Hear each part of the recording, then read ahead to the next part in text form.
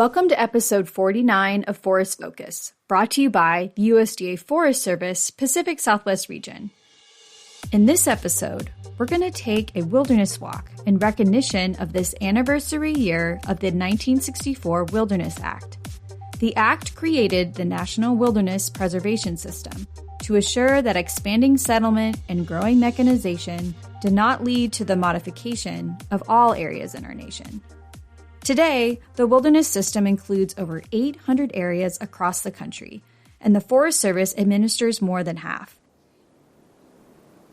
But long before the Wilderness Act, and long before we were even using the word wilderness, these lands were used and stewarded by Indigenous communities. So designated wilderness areas are both tribal homelands and places for recreation. Taking a walk in these lands is an opportunity to think about what wilderness means to us, which can help us connect to nature and to each other. We'll do so now through a trail that takes us from the Stanislaus National Forest into the immigrant wilderness. What is wilderness? It is not one thing, but many things at once, and is thus a wellspring for how nature connects us through the numerous meanings we discuss. Walking in wilderness is an entry into all that wilderness means, in part because it creates separation from the distractions of our screens, inviting us to give in to the gentle draw of enchantment, wonder, and awe. But the start is a struggle, as our minds remain blurry and tied to our binds to time as we struggle not to hurry.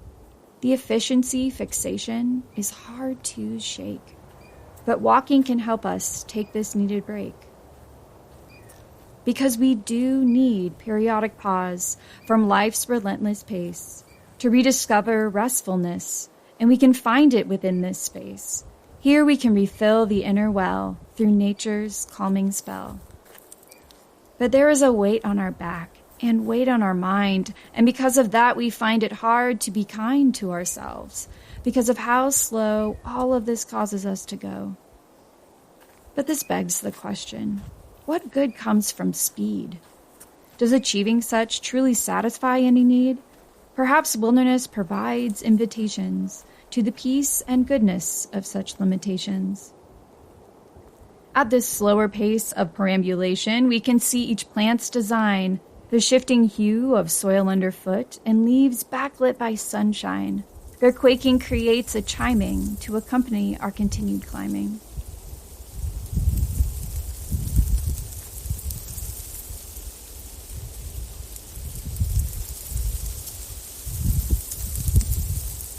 As our steps proceed, time and distance lose definition. Our thoughts now linked to wilderness with its ecology of tranquil cognition that's tuned to the rhythm of stream flow and the unrushed shift of the alpenglow.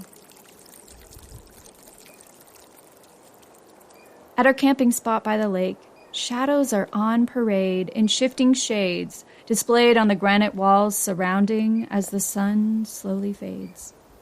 The wind murmurs through pine, and the contours are ready for moonshine. We may have thought we've seen stars before, but those views have been a deprivation. Here the stars are numerous and radiant, nothing short of a revelation, which pairs with the moon's milky bright that softly outlines the darkening night. We wake with the sun rather than the clock, pack up and walk back to our day-to-day. But the trail has a few more lessons to share as we make our rambling way in these lands where there is quiet, something nearly lost in our cognitive diet. The lessons include these. False horizons build within us grit to push past disappointed hope, thereby expanding our tenacity toolkit as we continue with the dance of downward and upward glance. Switchbacks are to be trusted. The best paths are rarely straight. Cutting trail may be tempting, but that may lead to danger and miss opportunities to contemplate the gifts that come with the meander and views that might be grander. Walking in wilderness lastly teaches us this. Feeling lost sometimes is part of living. Trails can suddenly fade, creating a chilling misgiving, But if we pause and look around, a cairn or land signature will soon have us found. What is wilderness? They are certainly places for walking, for restoration from screens and speed, for reconnections, for thinking and talking about how all of our stories are an essential part of wilderness value, its very heart.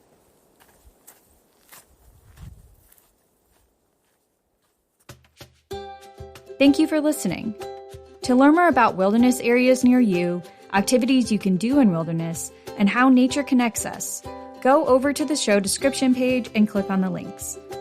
To find more episodes, search for Forest Focus Podcast wherever you get your podcasts.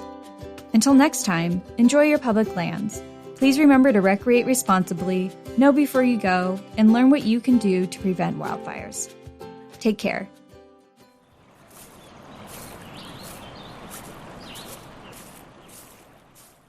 This podcast is sponsored by the U.S. Department of Agriculture Forest Service, and the USDA is an equal opportunity provider, employer, and lender.